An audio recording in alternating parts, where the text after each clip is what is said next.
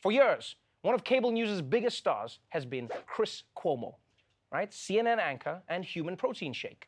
But now, Cuomo's network has decided that they've had enough of his extracurricular activities. CNN has suspended anchor Chris Cuomo indefinitely. It comes after records showed Cuomo took an active role in helping his brother, the former governor of New York, respond to sexual harassment charges. Text messages and interview transcripts released this week by the New York Attorney General's office showing Chris Cuomo helped prepare his brother for a press conference, assisted in drafting public statements, and even shared a lead on a woman accusing the former governor of inappropriate behavior at a wedding. The documents also reveal Chris Cuomo offered to use his media sources to find out if more women were coming forward. In March, a top aide to then-Governor Cuomo texted Chris Cuomo, quote, "Rumor going around from Politico, 1 to 2 more people coming out tomorrow. Can you check your sources?" 4 minutes later, Cuomo responded, "On it." Oof. Okay, look. On the one hand, this is a story about a guy helping his brother in a time of crisis. And I mean, who wouldn't do that for their brother? I mean, because you got to remember, brother is the top level of male relationship. Yeah, it goes brother, my dude, homie, this guy, then stepdad. And don't forget, this is ingrained, right? Siblings learn to cover for each other from a really young age. Like, your brother tries to steal some cookies, he breaks the cookie jar, you tell your mom the jar fell by itself, and then your brother shares the cookies with you. That's how it works. Although now that I think about it, Isaac never did share the cookies. Mom! Isaac broke the jar. I changed my mind. Of course, it does matter, and it does make a difference how you help your brother and what you're helping him with. Like, if your brother murders somebody, you can either help him get the best lawyer in the country, or you can help him bury the body. I mean, both make you a good brother, but one makes you an accessory after the fact. That's a choice that you're making. And the big problem is that Chris used his influence as a CNN journalist to help dig up info on Andrew's accusers. And people, that's not what CNN is about. CNN is about sitting 12 people together at a desk and having them yell at each other about whether Adele's Las Vegas residency is going to hurt Biden's poll numbers or not. That is CNN. Anyway, enough about CNN. Let's talk about COVID, the disease that's been around for so long that it's now at high risk of catching COVID. Since first being discovered in South Africa, we've now learned that Omicron has been in countries around the globe. And today, they confirmed the first known case in the United States. Yeah, I mean, damn, Omicron got here quickly. You know, say what you want about Joe Biden, but he got that supply chain moving. Am I right, guys? No? All right. So yes, apparently they found a single case of Omicron in California, which is just so typical. You know, Omicron gets a little buzz and immediately wants to try and make it in Hollywood. Oh, I'm special. But aside from learning about COVID's newest variant, now we're also learning more about its most famous supporter, Donald J. Trump. Do you remember how last year, a month before the election, he suddenly came down with coronavirus? Yeah, it was hilarious. I mean, it was very scary. We were all so scared, so scared. Well, now we're finding out that Trump was basically a one-man super spreader. We do begin with breaking news. Donald Trump tested positive for coronavirus 3 days before his first debate against Joe Biden on September 29, 2020. This stunning revelation is in a new book by former White House Chief of Staff Mark Meadows that was obtained by The Guardian. A positive test the country never knew about. Here is the timeline as we know it. On Saturday, September 26 of 2020, Trump hosted the Rose Garden event for Supreme Court Justice Amy Coney Barrett. And then later that evening, he made his way to a rally in Pennsylvania. As Marine One is lifting off for that event, the White House doctor calls and says to stop him because his COVID test came back positive. According to Meadows, he was then tested again. That test came back negative, so they moved on as though nothing had happened. On Tuesday, the day of the debate, Meadows says Trump was moving more slowly than usual, but, quote, nothing was going to stop Trump from going out there.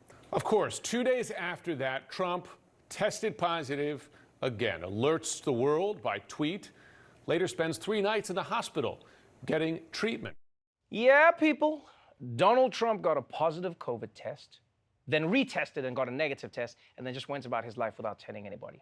Which, I mean, on the one hand, was incredibly irresponsible and dangerous. But on the other hand, it was very relatable. I mean, that's why you get second opinions, right? If one doctor tells you that you're very ill and you don't have much longer, but another doctor says, looking good, my man, you should go to Miami. I mean, you're gonna roll with that doctor.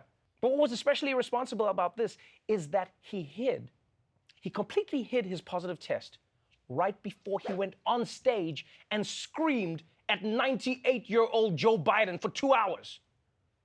Like, I'm not saying that Trump was trying to assassinate Joe Biden, but he definitely wasn't going out of his way to avoid it. If this is God's plan for Joe Biden, what can I do to stop it? Except maybe wear a mask, which I won't do because it's totally gay. So gay. And looking back on it, we should have been able to tell that Trump had coronavirus at the debates. I mean, just look at the footage. Look, I mean, I have a mask right here. I put a mask on, when I think I need it. Are you in favor of law and order? Go ahead, say it. President, Chris, no. Can I be honest? It's a very important Try to be question. honest. When they run through the middle of the town and burn down your stores and kill people all over the place. Thank you. I'm not sure how we missed it back then. Huh. All right, but let's move on from Trump to the Supreme Court. The Supreme Court that he created in his image, in fact.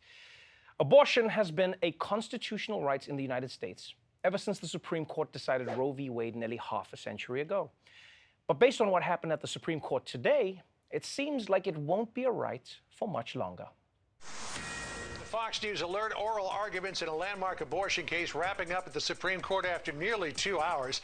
The hearing setting up a decision by the High Court now with a 6-3 conservative majority that could change abortion laws across the country. Hundreds of protesters from both sides of the issue gathered outside of the Supreme Court. The stakes could not be higher. Roe versus Wade is on the line as the justices consider a law from Mississippi that would ban almost all abortions after 15 weeks of pregnancy. After today's arguments over abortion, it appears abortion rights in America, as they stand right now, are in grave danger. After 2 hours of questioning, the general consensus among legal experts is that there are at least 5 votes to uphold Mississippi's ban on abortion after 15 weeks of pregnancy, and possibly as many votes to overturn a federal right to an abortion altogether. Ooh, boy. Based on the oral arguments in the Supreme Court today, it looks very likely that Roe v. Wade will soon be overturned. And you know, when you think about it, it is wild. It's wild for the United States to take such a step backwards in women's rights. It's almost like the U.S. invaded Afghanistan to defeat the Taliban and then came back to the U.S. like, actually, those guys have some pretty good ideas. And now the truth is that this is the culmination of a 50-year plan for the conservative movement to reshape the courts for this very purpose. And say what you want about it, but you got to admit, man, the conservative movement is just that dedicated to protecting life. I mean, not protecting life from coronavirus or school shootings or from a lack of health care or climate change or poverty or homelessness. And I know there are guys out there right now who are saying, well, you know what, tough luck, ladies, but this doesn't affect me. Well, first of all, you're going to see it affect your bank account when you're paying child support for 18 years. And secondly, you guys clearly don't see what's happening here. Yeah, because first they said a baby is only a baby when it comes out of the vagina. Then they said it's a baby when it's viable outside of the womb, right? Now you've got people arguing that if there's any electrical signal, it counts as a heartbeat. You realize what's coming up next, right? At some point, they're gonna be like, okay, we decided that sperm is babies, so you can't jack off anymore. You're like, what? But what if I have a wet dream? Then your ass is going to jail. Yeah, now you're in your dreams trying to get your high school teacher to put her shirt back on. No, Mrs. Patterson, please, I can't do hard time. Please get dressed. I'm kidding, of course, I'm kidding. Obviously, nobody's ever going to regulate what men can do with their bodies. Calm down, everybody. Now, look, we don't know for sure what the ruling will be yet, and we won't find out until next year. But you can tell a lot about where the justices stand based on what kind of arguments they made. For example, Justice Brett Kavanaugh, Trump appointee and guy at the bar who insists he's totally fine to drive. Well, he emphasized the view that overturning the right to abortion would actually be the neutral position because it is neither pro-life nor pro-choice, but simply leaves the issue up to the states. And I have to admit, guys, that argument actually makes a lot of sense. Like, why should there be one abortion law for the entire country? I mean, people in Alabama and people in California have very different views on this, so maybe it should be different in different states.